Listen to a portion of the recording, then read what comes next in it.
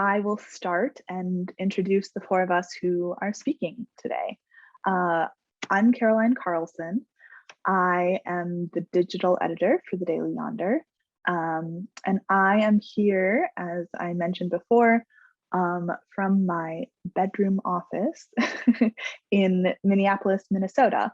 Although I did grow up in a very small town in southwestern Wisconsin. So that's where I'm from. Christy, do you want to go next? Sure.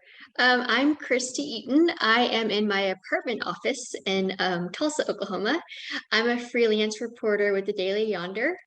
And I freelance for some other outlets as well. And I'm excited to talk to you all today. Wonderful. Thanks so much, Christy. Liz, take it away. I'm Liz Carey. I am also a freelance reporter with the Daily Yonder. I do rural health. So clearly, I have not had anything to write about for the past 18 months. I also write a couple of stories about, I think the package that we're doing right now is rural myths and legends. So I get to talk about Bigfoot and Mothman and the Flatwoods Monster and all of these things that make me happy so that I don't cry myself to sleep every night covering COVID and vaccines. And then I write for a number of other publications as well. And I'm talking to you from my my office in my apartment in Lexington, Kentucky. I grew up in Versailles, which is a very small town, but I'm told by my editors it's not considered rural because it's right there up against Lexington. And all of my family comes from the Ashland and Louisa area of Kentucky. So we're, over there in the eastern part of the state that is considered part of Appalachia. So, and I apologize if you hear any weird noises in the background. My dog and cat are playing right now, so you may hear, barking. I'll try and keep it muted. No problem. It's so funny. I mean, we could literally just spend this panel talking about the definitions of rural and how, what Liz was saying, where she grew up isn't, necessarily considered rural by some definitions, but then of course she knows differently, and it's fascinating. And I'll also note that I have a puppy on my floor right now, and she'll probably behave, but you never really know. So I can totally sympathize, and we'll just sort of cross our fingers and hope that no Bernese mountain dogs walk by. Xander, last but not least. Hi, everyone. Can everyone hear me and see me okay? Because everyone's frozen for me, so talking to the void right now. Okay. My name is Xander Brown, and I'm the multimedia producer for the Daily Yonder. Currently, I am signing in from Southfield, Michigan. It's kind of on the outskirts of Detroit, though I was born in the Flint area. So I definitely do not count as rural in any way, but am very much invigorated by this conversation, given that I plan on, expanding my environmental and ag reporting beat with the Daily Yonder. So I'm happy to talk with you all today. That's wonderful. Sorry about your connection, but I can hear you and see you, and we'll let you know if that's not the case. I appreciate you, working with it. I mean, this is, the era that we live in, right? Well, with all that said, I just wanted to kick off the conversation. And my first question for my colleagues here is, are there specific strengths or identities that we as women bring to our jobs as journalists? And, I have some thoughts about this, but I wonder if any of you would like to jump in and take it away. I can call on you if I have to.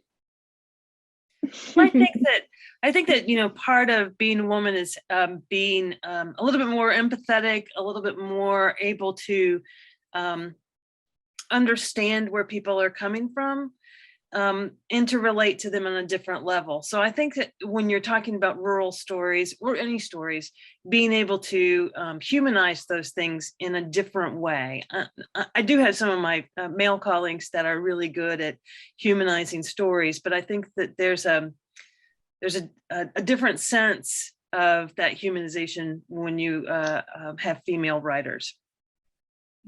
I would definitely agree with that. And I also want to add a caveat, which Liz alluded to as well, that, you know, none of this conversation is to say that there aren't wonderful male journalists out there. We know that, of course, and that can do many of the same things, all of them, that we do. But I mean, there is something to be said for, you know, I guess I'll just show my cards. Folks with uteruses have a specific experience of being able to give birth, right? And I am a young woman, not ready to have children at all right away. But it's still, you know, an experience that I think we can relate to or talk about amongst ourselves, perhaps even if you don't have children, but you know, it's just, I'm sure, a different thing. And so that's one thing that I think of. And before I move to Christy or Xander, I see a hand raised over here. Mary Rose, do you have something that you wanted to contribute? Yeah. Just wanted to You hear me? Yes, we can. I wanted to check in with you I'm sorry I and don't have talk about my, next steps for Adam. If you could give me a call, I'd really appreciate it. 202-549-6316. I hear someone. Yeah, I hear someone too. Okay, I think they have been Okay. muted now. All right. So, Sorry, go ahead. Yeah, I actually am plugged into the UN Commission on the Status of Women that happens every year at the United Nations based on that came out of the Beijing Platform for Action. And they have sessions every year regarding women journalists. And just thinking about how women are still more than 50% of the population. There's the pay gap, the gender gap. There is the violence toward women and violence toward women journalists. But we have, as a working journalist, I find that we have an ability to look at a bigger picture. And it's a bigger sensibility. And it's not whether we have more compassion or not, because I know some of my male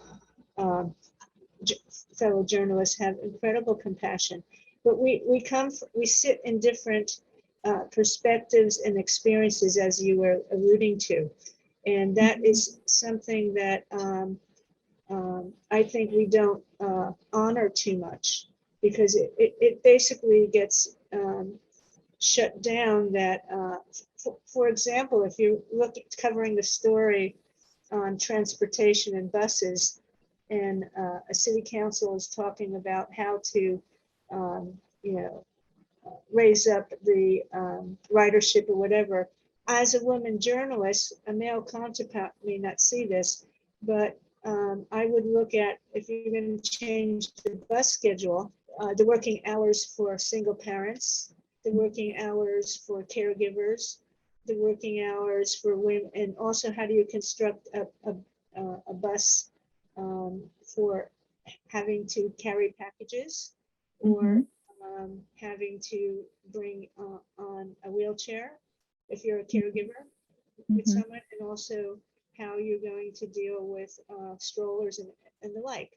And you will, I'll bet you a lot of money right now that that perspective will not always be seen from a male perspective the same way. So thank you for this discussion, and I'm nice to see other women journalists.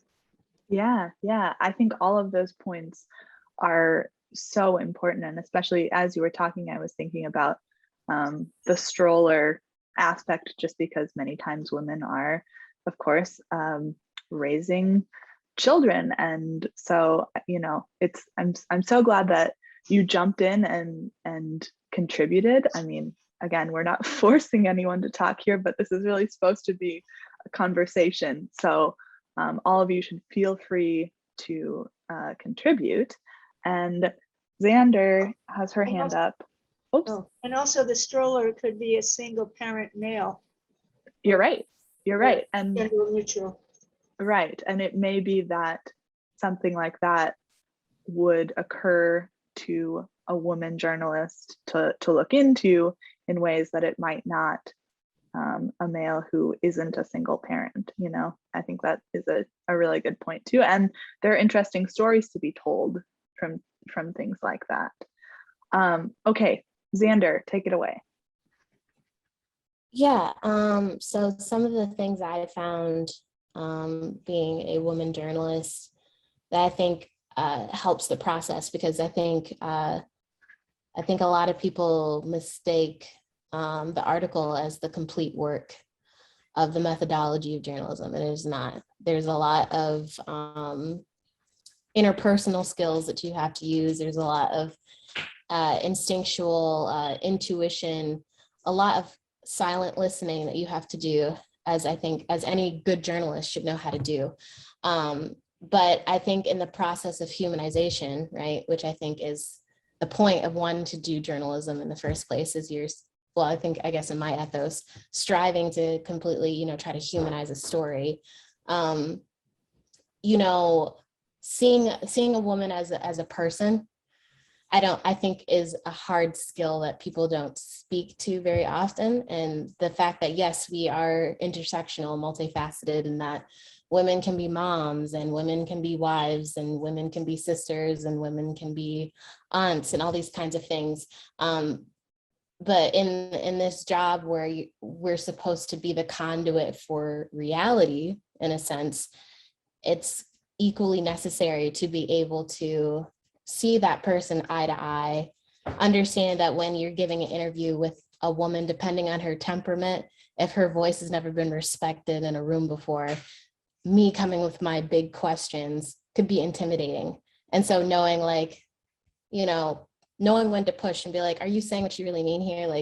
Let's put the recorder aside for a second and, let's level with each other. Understanding that, with a lot of Q&As, maybe the questions are all mom-centric, or how do you do it all? How do you balance this? How do you balance that with the husband and kids and yada, yada? And that's an important part of the story, but that's not all of the story, right? It's also hey, what do you do for hobbies? What do you do to kick back and just, have a good time? What do you do to, decompress? What's something that really pisses you off? You know what I mean? Because that the entirety of a human being is not central to their womanhood, though it has to be because of the society that we live in. We have to acknowledge that and respect that.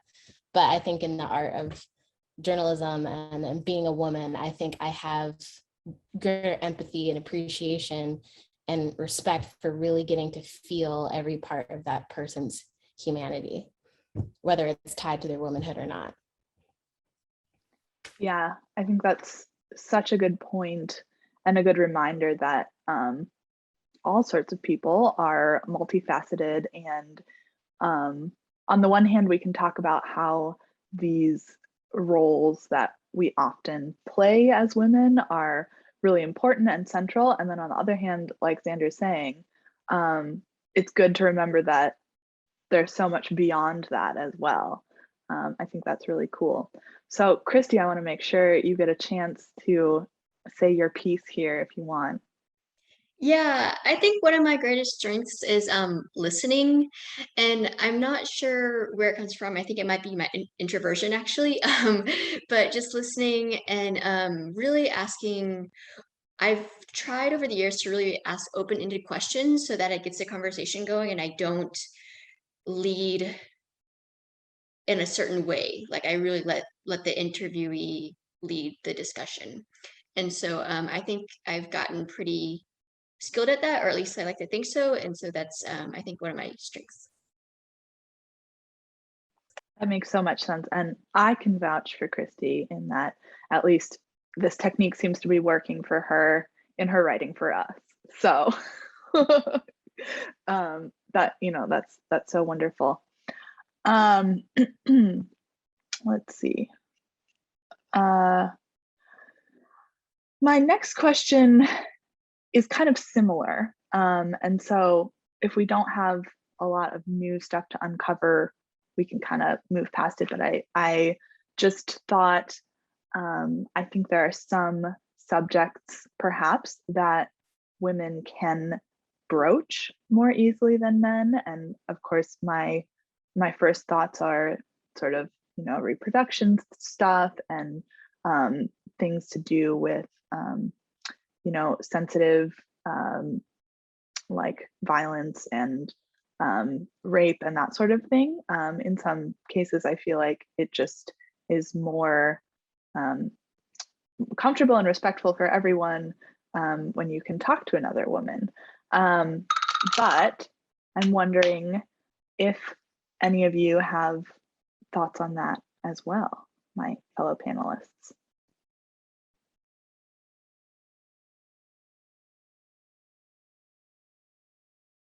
Liz says, sorry, maybe. I hate to be the one to go first all the time, so you're going to have Oh, to it's follow okay. Christy and Xander. So, but I will.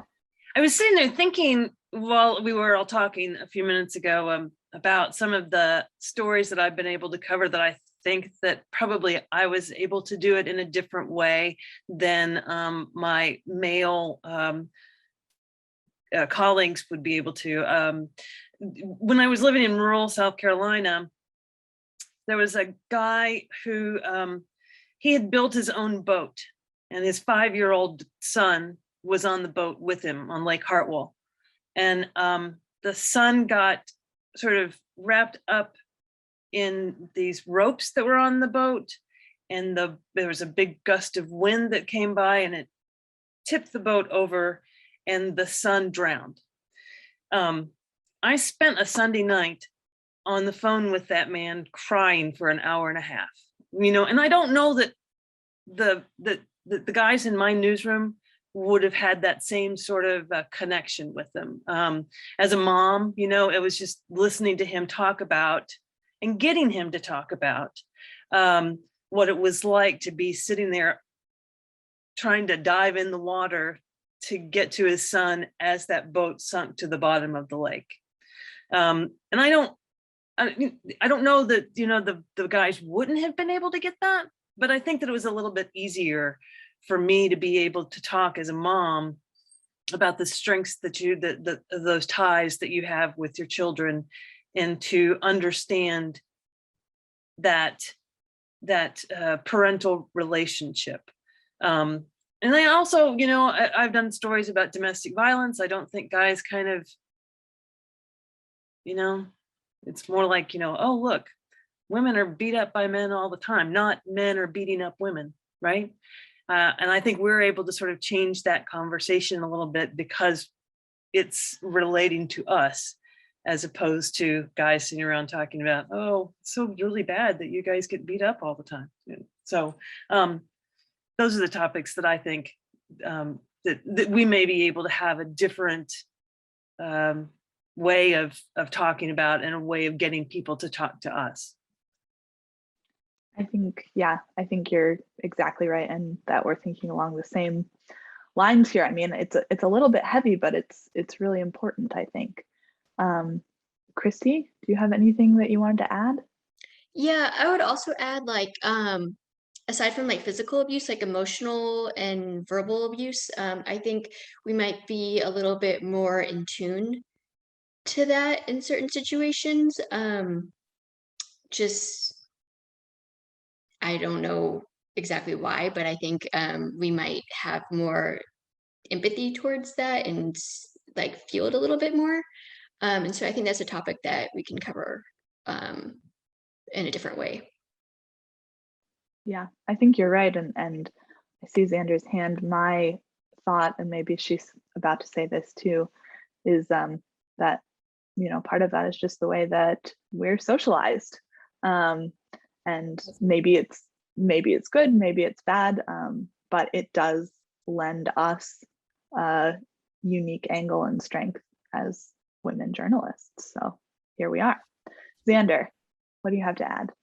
Yeah, I was gonna actually speak to that. I can't say like, oh, like these are specific topics I feel like I really got the in on because I'm a woman. But I do know any part of a good narratively written feature piece, you know, not just like fact-based news in which you're trying to get into like the consciousness of that person, their kind of intricacies and all that. You need to somehow write and relay the emotion, the feeling, the senses, all those kinds of things. And I think if anything, me being a woman, I want to kind of touch on the socialization part. I think men, if I'm talking to men or even to other women, they kind of see me as like emotional release because they don't really get to do that with their buddies or even sometimes their own wives or, you know, their kids or whatever, you know, like I think maybe many of us or most of us could say that, like, I think for the most part, depending on who you're talking to, women are seen as emotional receptacles. So it's like women, people know that there's a sensitive side to women. And whether they believe that or not on a subconscious level, it kind of creates this idea of comfort, this kind of sense of approachability, you know. And again, like you were saying, Caroline, I don't know whether that's good or bad. It makes it all right, I guess, when I'm trying to get to the bottom of the senses and when somebody's really in a moment and they really need to release something without it being kind of like a weird predatory thing, obviously. I guess I'm grateful for my, you know, lack of intimidating demeanor, so to speak, or the assumption that, you know, I seem to be a very emotionally aware person due to how we're socialized right now. Yeah, I totally agree, and it's an interesting thing to think about and chat about, which I suppose is why we're here.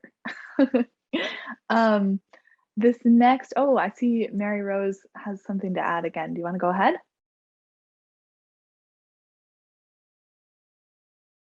Maybe. We can come back if you. Sorry. Oh, that's Yeah. okay. I live in a very small rural town.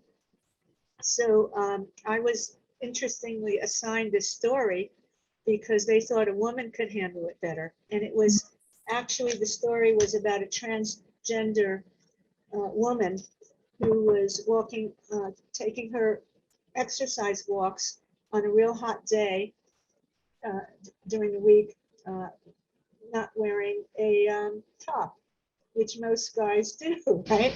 Or women, anyway.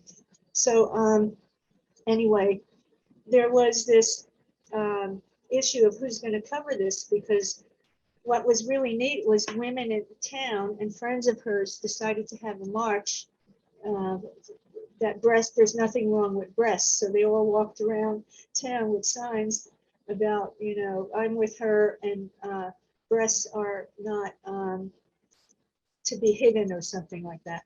So it was an interesting, like, oh man, do I really, how am I going to approach this story, you know? And I really thought, I think the questions I was able to ask for the interview was more targeted to the sincerity of what people were there for, rather than make it a spectacle. And the article was actually posted and treated that way. So, you know, you get sometimes put into a situation because you're a woman or because of whatever reason. And then I think I definitely would have handled it I handled it much different than I think a male colleague would have. Not that they would made fun of it, but I think first of all, they might be uncomfortable. But, you know, of course I'm a woman. Of course I'm comfortable with breasts. I don't care who they belong to. So anyway, I just thought I'd throw that in because, and you can imagine in a small rural town how that went over, and people were actually quite supportive.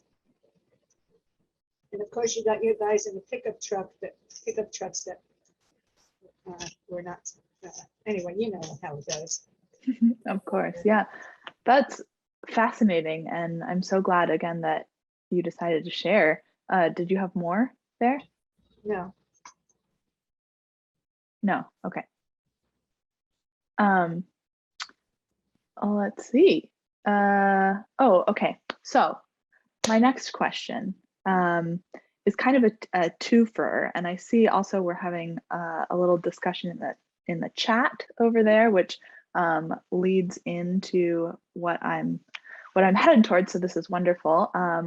While we've done a lot of like really interesting talking already about just being women in journalism, we're not only women in journalism on this panel, we're women doing rural journalism particularly. And so I wanted to ask my colleagues what they've been working on lately, and or what one of their favorite rural journalism pieces that you've either reported or produced is. And you can, the three of you, feel free to choose either something recent or something favorite, or if you just can't contain yourself, go for both. And we can reverse order here, Xander, if you're ready and willing to start. Sure, I can start.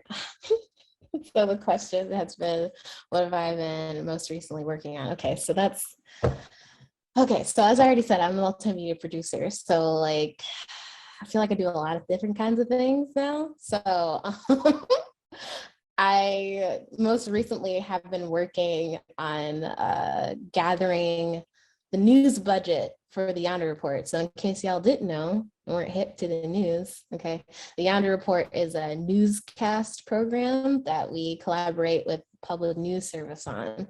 So I was getting that together, and I was cutting audio from different interviews and sending them off. So that's what I've been working on recently. And writing wise, I wrote a story about the National Farmers Union has a Beginners Farmer Institute. And so I just finished writing a story about that and talking to some farmers in Utah, and then a young lady who was a displaced dairy farmer in Wisconsin. But I have to say that, like, so far with the Daily Yonder, my most favorite kind of rural story was a collaboration with Caroline. I actually really liked working on that story about, it was called Are Farmers Really Destroying Their Crops? Internet Conspiracy Debunked. And so it was kind of like a fact-checking exercise. I had never done anything like that, but I'm a huge YouTube, somewhat TikTok. I refuse to download it because I will not be drinking the Kool-Aid of that sort anytime soon, but I will watch it through YouTube. I will watch TikTok compilations. So I was like, I'm really a huge YouTube nerd. So it was cool kind of merging the two digital mediums together and learning about like information and disinformation, all that kind of fun stuff. So yeah. Yeah, I agree. That was really fun. I did a lot of fact checking in a previous role, and so it wasn't new to me necessarily, but kind of a fun one to dive in. And the good news is that Xander and I really enjoy each other, or I guess I can't speak for her, but I enjoy working with her. And so, you know, it wasn't a burden in that sense. Oh, okay. Well, it seems like she's at least putting on a show that she thinks I'm all right. Christy, what have you been working on in terms of rural journalism, or what's a favorite piece, whichever you want to go for? Yeah, I'm working on a story right now about this research that's going on at Oklahoma State University, based in two counties in southwestern Oklahoma, that just have some disparities in different categories, and they're using different research methods, and they're looking at agriculture, education, technology, telemedicine, and how they can change some of those numbers and disparities. And I just did some interviews today, and it's just really fascinating to me. I like kind of pairing research with humanizing the story, and so putting that all together is what I enjoy a lot. And so that's probably been one of my favorite ones recently. That's great. I am really looking forward to reading it. Thanks. Liz, do you want to round us out? Okay, what have I worked on recently? So the Ad Council is coming out with a rural toolkit for vaccine developments, or for getting people to take the vaccine. I've talked to a couple of pharmacists, a pharmacist and his wife, about their experiences being in a rural area and getting people to take the vaccine. Over the summer, I have had 2 joint replacement surgeries. So I had a hip replacement surgery in June, and then I had a knee replacement surgery in August. I'll have my shoulder replaced in November. In January, I will legally be changing my name to Jamie Summers and going by the moniker of the Bionic Woman. But one of the things that I found while I was doing that was all of the problems with healthcare billing and you know, surprise billing, balance billing, and trying to figure out whether, you know, whether or not the people who are going to be working with me were in network or out of network, and navigating through that. So it led to a couple of pieces where we've sort of talked to doctors about that, and we've talked to patients about that and their experiences. And, you know, my experiences, I don't think that I wrote about my knee surgery. I was in the middle of, they had already given me drugs on my knee surgery, and my doctor walks in and he's like, "How do you feel about laser treatments?" And I'm like, "Sure, you know, I'm already up here, so whatever, it's okay, no problem." I mean, who asks somebody something like that while they're under drugs? But yeah, so that was kind of fun. And one of my favorite pieces that I wrote was my first piece for the Daily Yonder, which was about a cast iron Dutch oven, because I love cast iron. I cook with it. That's, you know, something that is part of my family. You know, we pass down Dutch ovens and stuff like that. But then I also did a piece, a series of pieces last year to Save My Sanity, where I talked to rural comedians. So being able to talk to Leanne Morgan was like, I mean, I just love her comedy, and being able to talk to her. She treats you like you're her best friend that she has not met yet. So that was a great experience for me. I really enjoyed that.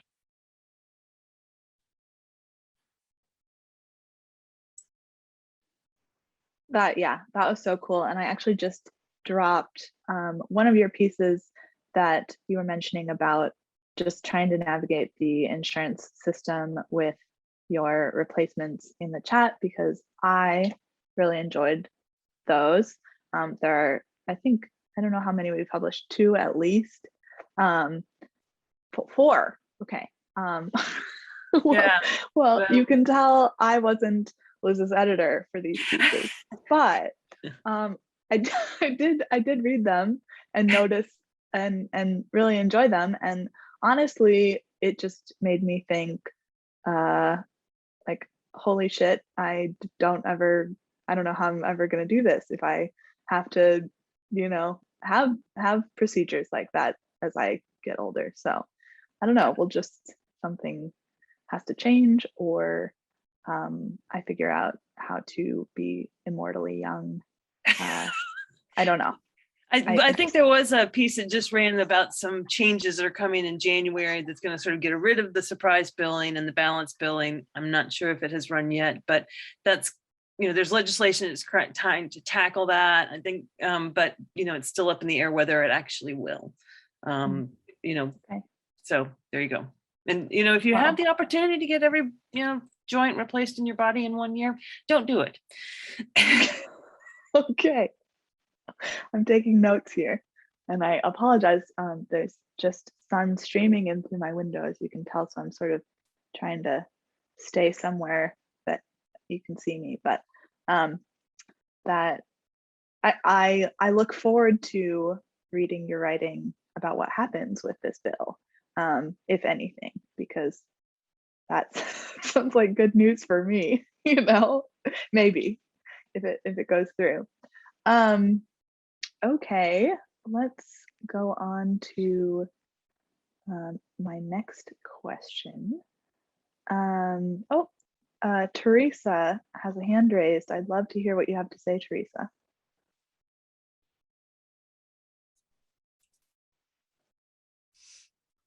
Hi, Can you Hi, hear me? welcome. Yes. Um, I'm just wondering if the women could talk about what are some of the hardest.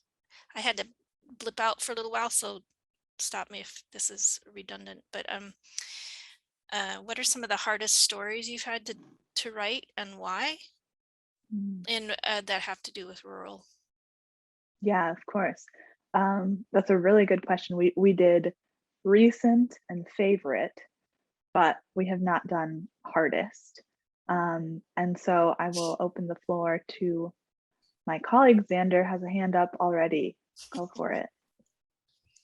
Yeah, think I so know. again, yeah.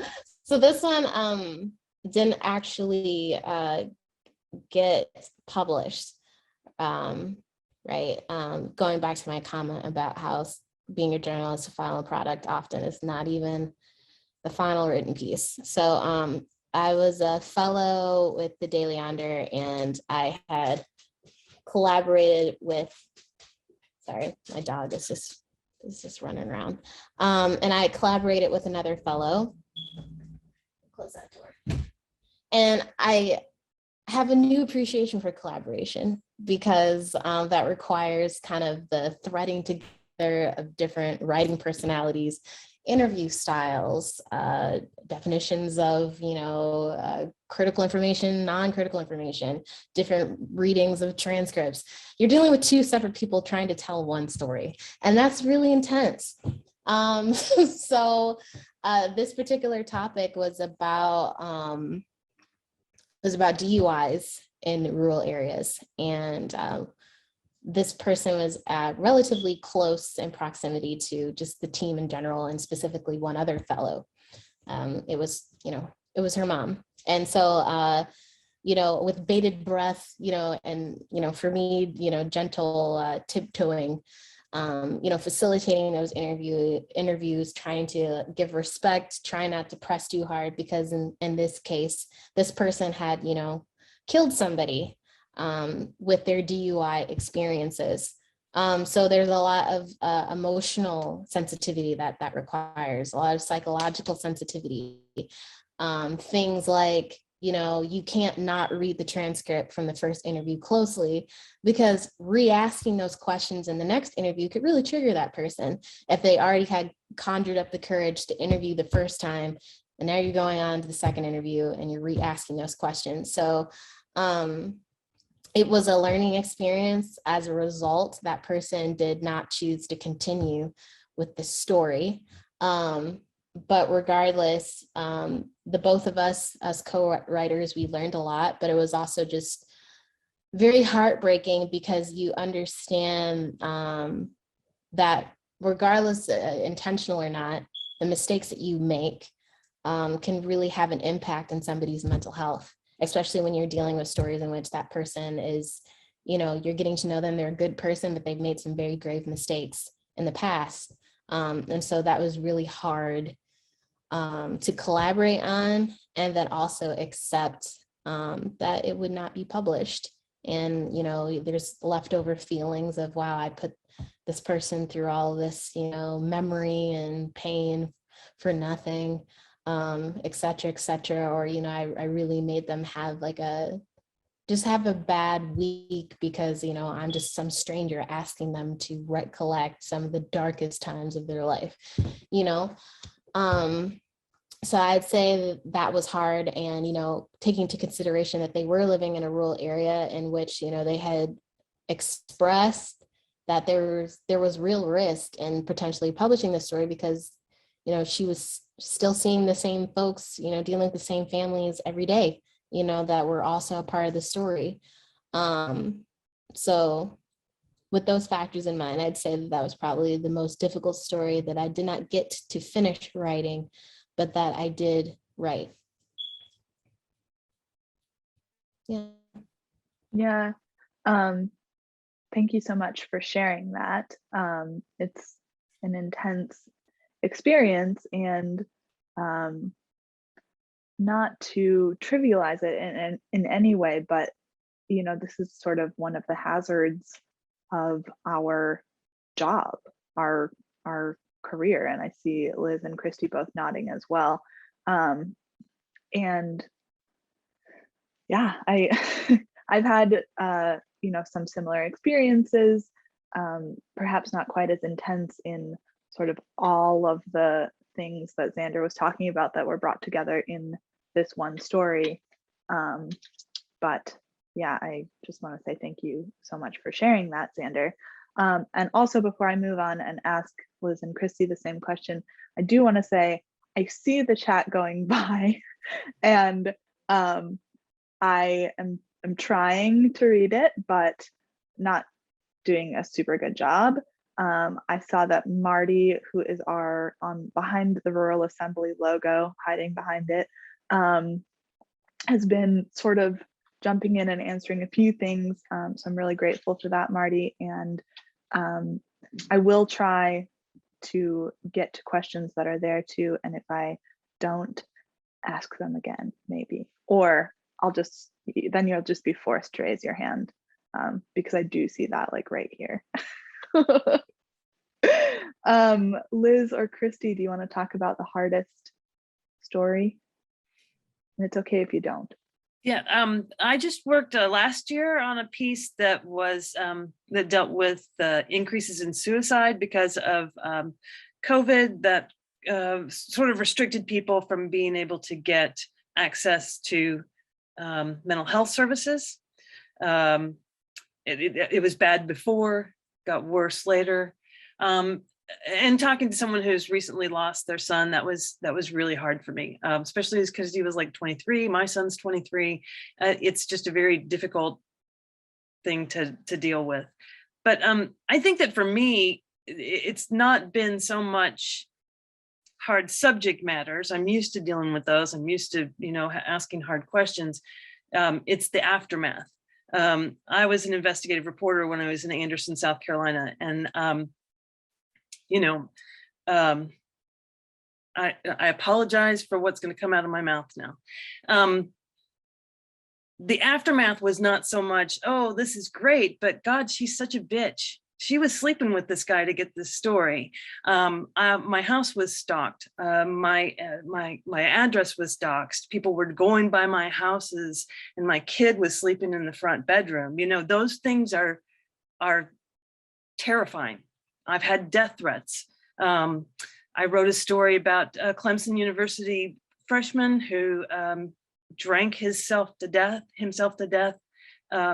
during rush. Is it that do fraternities rush? I guess they do. It's not just sororities, but he was, yeah.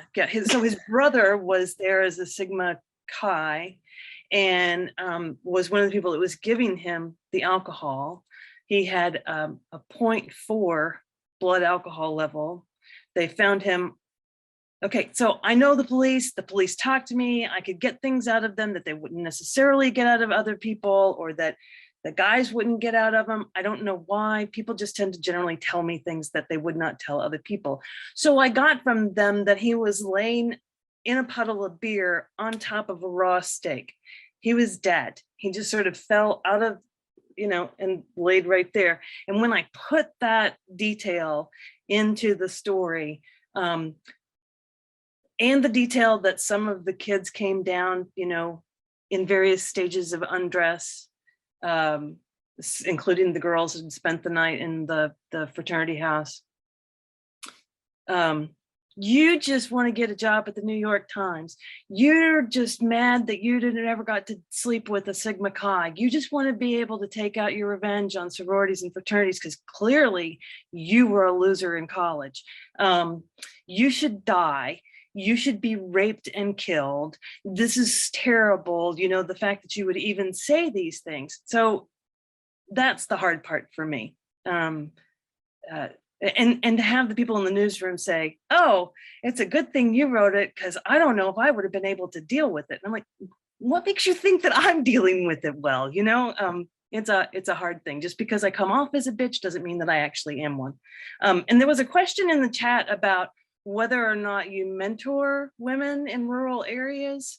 I have a class here in Lexington that I teach about freelance writing, and I help everybody who's in those classes. It's not necessarily rural women, but if anybody wants advice or, you know, whatever, feel free to email me and I'll answer whatever questions you might have. That's that's a lot. A lot to think about, and a generosity from Liz, offering herself there.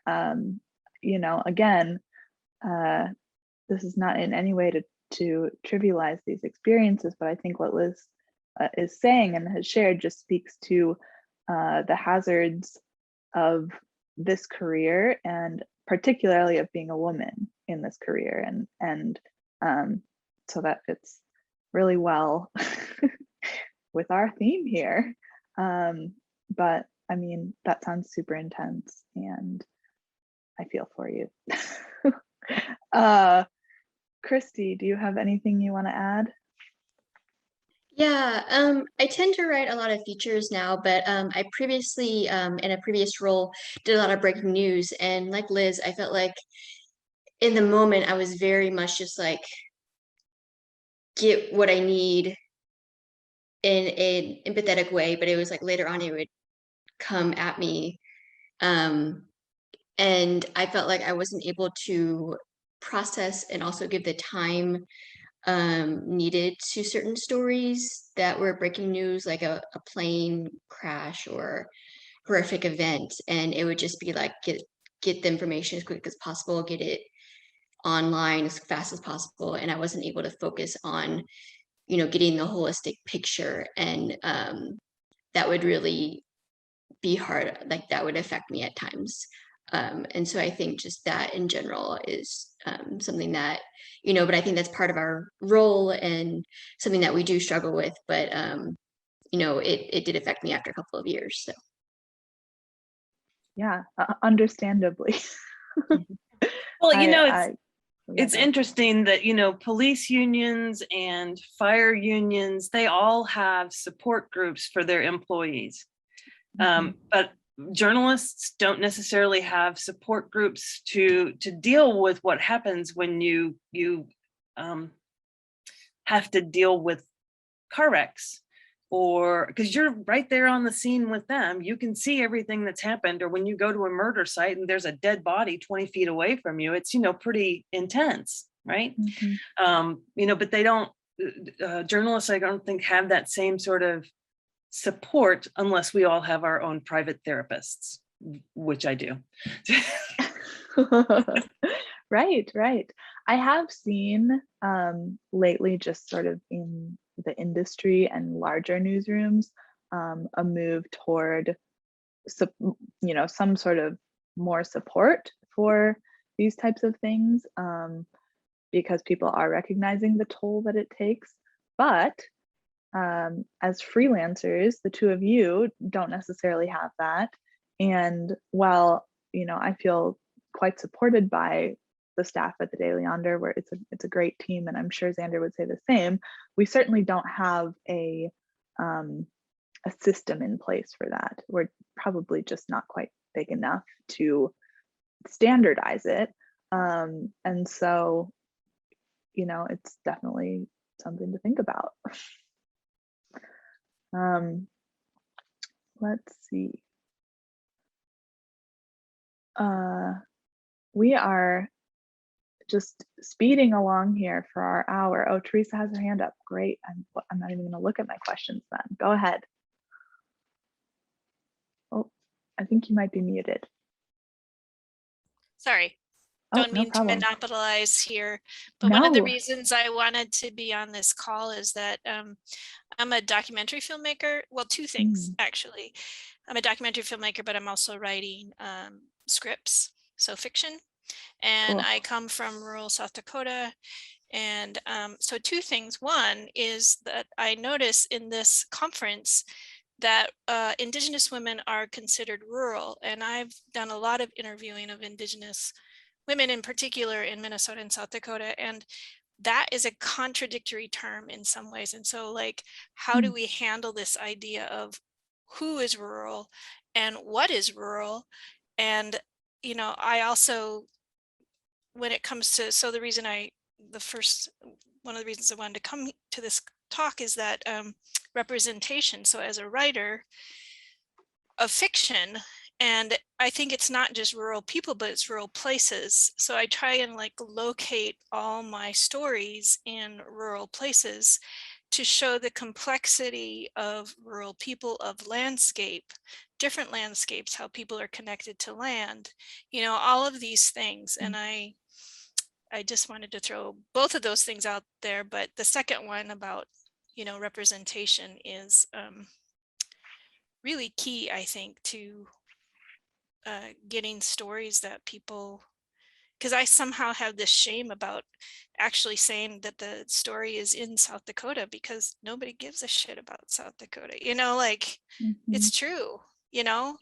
And so, you know, how do we lift up these places and show that they're, you know, they're not perfect, they're not nostalgic, they're not, they have, you know, scars like every other place does, but that they're worth telling stories about and the people there. Yeah, well, I can say very simply that you're in the right place for that, at least. That's exactly what we are trying to do here on our team. And we're glad to have you among us.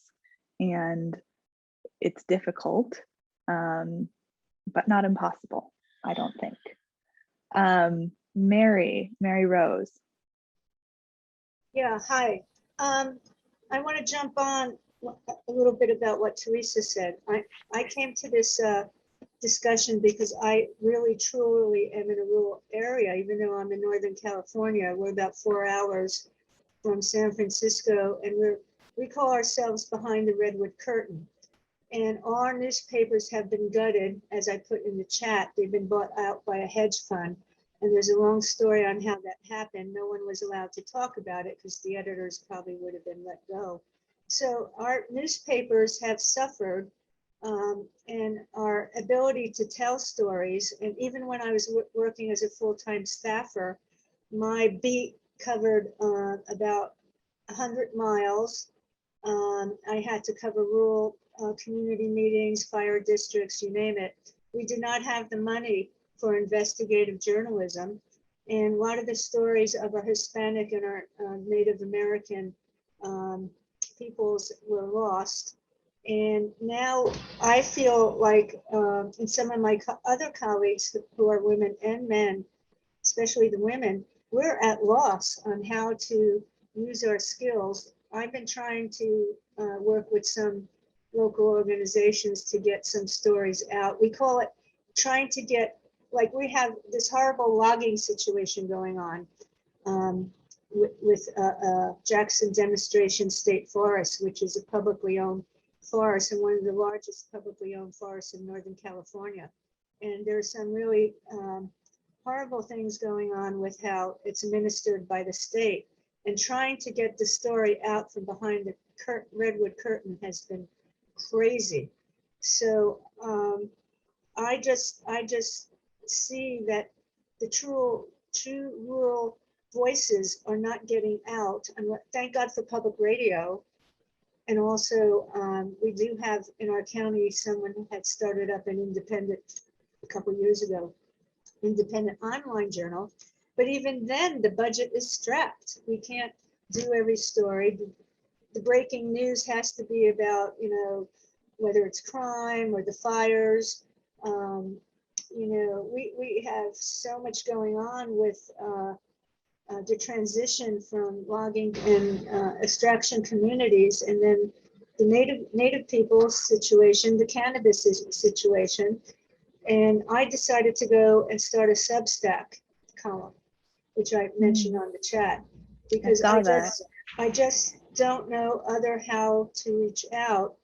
And people then feed, you know, people always come to me as the journalist because they trust me. They know that I was able to always get stories in whatever venues were available, but those venues have shrunk, and I'm not, and to get $25 an hour with these local newspapers, and you don't have a newsroom, I mean, I can't begin to tell you the horrific stories. We're losing our ability to tell the stories.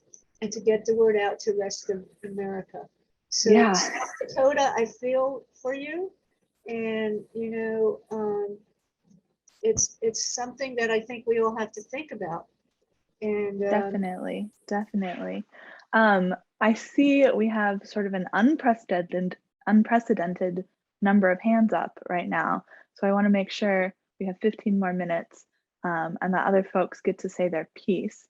I'm going to try to go in order and punt and say Hadar.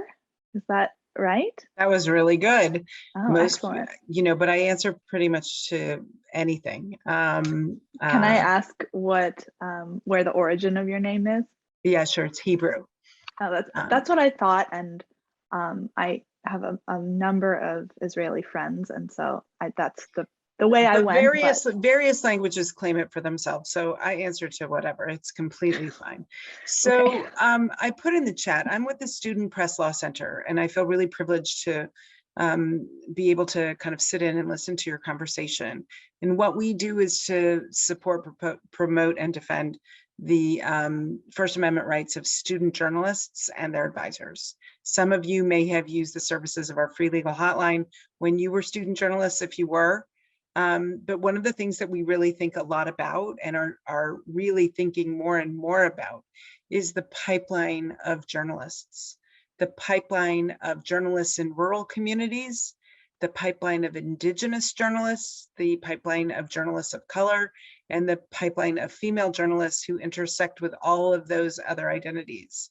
And so I feel really privileged to be sort of a fly on the wall listening to your conversation and to the frustrations about how you get the news out. I had the privilege actually of driving across the country a little earlier this year, and so I drove through some of your communities. And there's a lot to talk about in terms of what's really going on the ground. So I wonder, both how and if you think about that pipeline of journalists in rural communities and pipeline of female journalists in rural communities, and how and if you support that, and or if you're interested in doing that, as we have Student Press Freedom Day, which comes up in February, and are always looking for partnerships between professional journalists and student journalists, because in all of your communities you have high schools, or maybe not exactly in your community, but somewhere nearby, or maybe not nearby, but kids go to school at the high school. And in many places there are school newspapers, and you all are role models. And so I wonder if there's a way potentially to talk and think together about ways to bulk up that pipeline. I think the Daily Yonder's fellowship program is amazing and is great. And obviously people like Xander have benefited greatly from those relationships, but there are lots of others who want to be you all in telling these stories. So I wonder what you think about in terms of your own roles in bulking up that pipeline and in being mentors in different ways to young students, student journalists. I'm so glad that you asked this question, because I think it is really important. And also, thanks for all the kind things you've said about this panel and everything. I'm glad you're enjoying yourself. Me too. And Xander has her hand up, and I'd love to hear what she has to say. So again, as I said in the beginning, I'm not a rural, I don't know what the correct term would be. I'm not a native rural person. How I ended up approaching wanting to cover rural issues and topics is actually very ancestral. It is not within my lifetime, but in the lifetimes before me, as being kind of a displaced, I think, rural person by nature of the violence that sparked the Great Migration several decades before. So hearing my grandfather tell stories about him being a sharecropper in Alabama, the kind of strangeness of my grandmother not remembering anything, whether that's something that she wanted to forget or something that she generally does not want to remember. So with those sorts of ancestral questions, that's what led me to, there's a whole world out there besides the coast, but that's not something that's emphasized, I would say, in institutions of learning all around. I went to University of Rochester, upstate New York. That was not Columbia, that was not Harvard, any of those. I don't know what's being said in those walls, but the idea that you would have any business going away from the coast internally to do anything, naturally, I think is cataloged by people as failure. And I think that there has to be a greater, more transparent conversation on this disparity of like, the coverage that you think your faves are doing, like the coverage that you think the New York Times is doing, et cetera, CNN or NPR, which you think they're doing, because they might not even be doing it, but it's the whole idea of like in your head of like, well, these are the things that's going to make me an actual journalist. And I'm only saying that because I felt that way. And I actually ended up finding the Daily Yonder in the most oddest of circumstances, which is a story for another time. But I think it's a greater vocabulary that I think is very much pushed, not only by institutions of learning, but also like the elitist coastal narrative that dominates our media circuits. So I think it definitely takes a maturity conversation. It takes, I think, a very almost entrepreneurial conversation, which is like, you can create beauty and impact no matter where you are. I know that you think that, these publications ABCD or these universities ABCD this, but like you can make it happen here. And I can only think that, uplifting people who have done it, who are doing things in a unique way, who are telling those impactful rural stories and uplifting them, doing profiles, offering them to speak, biographies, anything, is necessary to push back against that current narrative that if you have to come back into town, then did you really do anything worthwhile while you were gone? And you did. You gained skills that you're going to come back either in your community or somebody else's, where journalism is dying or is, in crisis, et cetera, and you're going to enrich that environment. And that's what's important. So like, for me, I guess it's kind of like a mental conversation, kind of upturning the hegemony, if you would, of media. So I'm not sure if that was a concise enough answer, but I think it's definitely a cultural conversation and a mental one as well. Maybe not concise, but I would say insightful. Can I just add, I work with student journalists in Nebraska, in Oklahoma, in Kentucky, all over the country every day. So in many ways, we hear stories that are going on, not, I'm in Washington, DC. I'm from San Francisco. I am one of those coastal people, but I'm working with people all across the country all the time. And it's profound to hear the stories that are reported out. And it is profound because of the collapse of local media, which all of you are dealing with, not just the Alden Group buying out, and decimating all of those many newspapers, but you're contending with that every day. And yet the news deserts are being filled by student journalists at colleges and even sometimes in high schools in the areas that you live in. So, there's this synergy around what you are doing and what they are doing. And so that's the reason that I bring it up. I think it's really interesting. We have a really different perspective, at least from the work that I'm doing, about how journalism is being produced, at least by student journalists.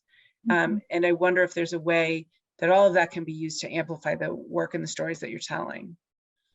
Yeah, I don't doubt there is, honestly. We should definitely be in touch. Let's see. We have a few more minutes. Catherine, your hand has been up for a while. Thank you for your patience, everyone. Sure, and I'll be very brief. I know time is very short. I too have just so enjoyed being a fly on the wall here. Hi from Costa Rica. Our new media organization, it's just turned 1 year old. It's called El Colectivo 506. And our mission is to help support rural journalists and solutions journalism from rural communities. The urban rural gap in Costa Rica is a huge problem, and a lot of what panelists have said is really true here. And we've been eyeing the Daily Yonder since we first launched, and just really admire your work. And it's a thrill to hear from people who are involved in the Daily Yonder and others who are working in other areas. And I just wanted to let you know that I'm going to be bugging you a little more because one of the things we're working on is we have a small rural community of rural journalists going called Network 506. 506 is Costa Rica's area code, by the way. And we're really just beginning on that path of how can we connect journalists who often in Costa Rica, and I think probably around the world, we're really seeing the phenomenon of women journalists in particular leaving the capital city after some years of experience and going back to their hometown in rural Costa Rica, where they can start their own news organization or report locally and have a more conducive lifestyle that's more conducive to raising their family. So everything you said is really interesting to me. I'm going to be in touch. And I just wanted to say your work is really admired beyond the borders of the country. And we're looking at you and you're inspiring us. So thank you. Oh, that's so kind. And felicitaciones on, your 1-year anniversary. That's wonderful. Really cool. I have not been to Costa Rica, but if you, need anything at all, we'll get you down here. Let me know. I would be delighted. SK has their hand up. Hey there. This is fantastic. And since the happy hour doesn't start for another 45 minutes, I thought we were going longer. Mary Rose made I have a million stories I could tell. There's a lot of things that I identify with, particularly the having to cover shootings and horrible accidents. And I had an experience early on in my career when I was out I lived out in the country, worked out in the country, and was covering a terrible wreck where a big gravel truck had killed someone in a small pickup. And I was out there with the reporter from the other small town. The driver was in the front seat. There was a sheet over the driver, and we were taking pictures and talking about how it was the worst accident we'd ever seen. And then somebody came and pulled her aside, and it was her brother-in-law dead in the front seat. And we were both taking pictures of it. And that was an experience I had very early in my career that made me also think about what I was doing and what we consider news. But Mary Rose suggested that it would be great to have a rural women's journalist journal or some way for all of us to continue this conversation. And I'd like for you to think about that. I don't know if you can contact people who participated, but I suspect that everybody who's here feels the same way. So thank you very much. You're so welcome. And thank you for sharing that anecdote. I haven't been in a position like that. And in some ways, I can't imagine. Although, of course, I hear stories from my colleagues a lot. Wow. Well, this has been really lovely. And I also, before we end, I just wanted to sort of give a shout out here. We have one other woman on this call who does a lot of writing for us. She actually has a really wonderful column called 45 Degrees North. Donna, I hope you don't mind me sort of calling you out here, but I just wanted to say that she's living in rural Wisconsin and writing from rural Wisconsin, and she has some super awesome columns on our website, and she's sort of one of my pet favorites. Don't tell anyone else, but I'm also from Wisconsin, and so it's just kind of nice to have that kinship. Donna, feel free to say something if you want, or just hide if you like. I know that, you know, you didn't sign up for me to to call you out. I'll turn my microphone on, but my internet connection is always so iffy that I won't try to video. No problem. Okay. Thanks for the shout out. It's been a lovely conversation and I really appreciate it. Yeah, of course. Well, we appreciate you. With that said, I think this concludes our lovely little conversation.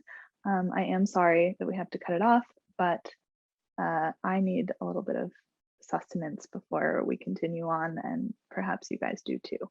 So I want to say thank you so much for being here with us, for taking the time and the space and contributing your thoughts, especially to Christy and Liz and Xander for joining me here to share things and hang out.